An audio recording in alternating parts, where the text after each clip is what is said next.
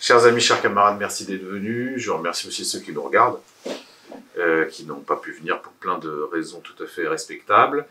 Avant de commencer cette cérémonie de vœux qui sera, je vous rassure, qui sera courte, on voulait rendre quand même un petit hommage à notre ami Jean-Luc Laurent.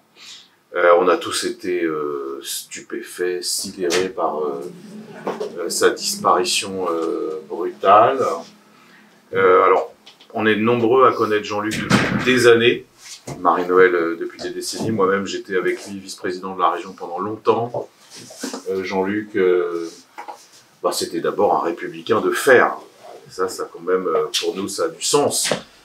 Il ne transigeait pas avec ses convictions. Il avait une certaine idée de la France qu'on avait d'ailleurs en partage, une certaine idée de la gauche aussi. C'était un homme politique comme on en fait de moins en moins, c'est-à-dire qu'il était à la fois un élu local très attaché à sa ville. Enfin, ceux qui le connaissent savent à quel point le Kremlin-Bicêtre l'enthousiasmait, le passionnait dès qu'on lui posait des questions. Ça a été un élu régional qui s'est beaucoup occupé de logement et avec succès auprès de Jean-Paul Huchon.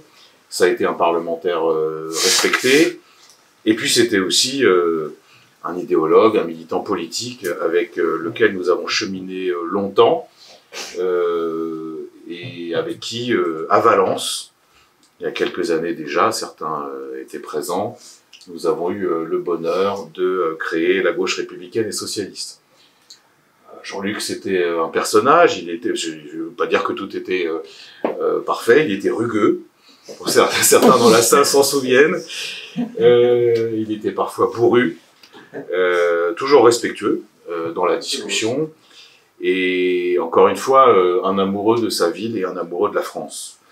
Moi j'étais, comme ceux qui ont assisté, bouleversé par l'hommage qu'on lui a rendu au Kremlin-Bicêtre. Il y avait vraiment plus de 1000 personnes qui étaient là, stupéfaits par la nouvelle, mais aussi qui avaient à cœur de rendre hommage à un parcours exemplaire, parcours politique qui a été longtemps, très longtemps, dans le sillage de Jean-Pierre Chevènement. Et c'était un militant politique qui ne séparait pas, et c'est, je crois, ce que nous avons en partage, l'attention aux problèmes du quotidien, les questions sociales et économiques, et en même temps l'attachement aux fondamentaux universalistes et laïques qui doivent toujours être ceux de la gauche.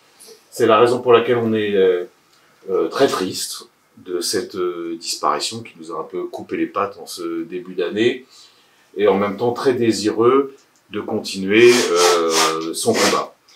On a une pensée particulière pour ses camarades, il y en a quelques-uns dans la salle du MRC, alors c'est vrai qu'ils sont quand même choqués et éplorés, et on le comprend, mais on va continuer à militer ensemble pour sa famille, ses proches, les Kremlinois qui, encore une fois, sont très nombreux à manifester leur émotion et leur attachement à Jean-Luc. Voilà, donc on a une pensée émue pour Jean-Luc, mais encore une fois, ses idées continuent de vivre et on va essayer surtout de les faire prospérer.